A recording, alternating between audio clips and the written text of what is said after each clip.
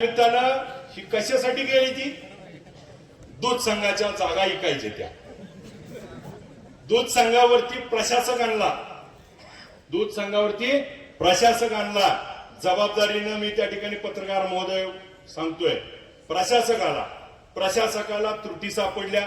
प्रशासकाच्या बाबतीमध्ये नेमणूक झाली आणि संचालक मंडळ बरखास्त झालं आणि ज्यावेळेस प्रशासक आला त्यावेळेस हे रणजित शिंदे अजितदादांकडे गेले आणि अजितदादाच्या पाया पडून म्हणले अहो माझे दादा दवाखान्यात आहे लय तब्येत बिघडली आहे एवढ्या बार करावं काय तर बरं वाईट होईल दादाच्या नावाखाली दूध संघाची जी प्रशासकाची ऑर्डर आहे रद्द करून घेतली आणि नाही म्हणला तर इथे ये मारुतीच्या डोक्यावर हात ठेव.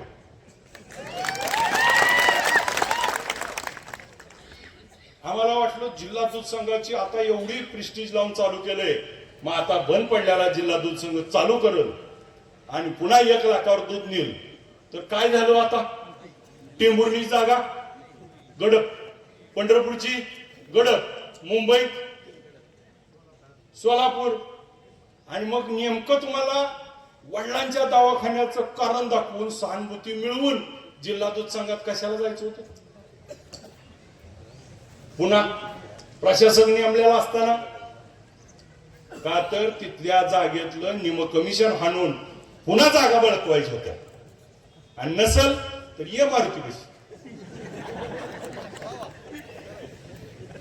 आणि याच्यावर उत्तर असेल पत्रकार महोदय त्या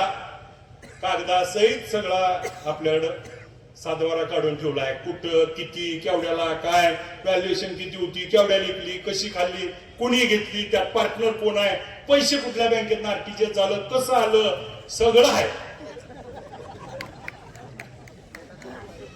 तुम्ही तुमच्या स्वार्थासाठी पैसे कमवण्यासाठी वडिलाचा दवाखाना दाखवताय का उद्या काय निवडणुकीत सांगतील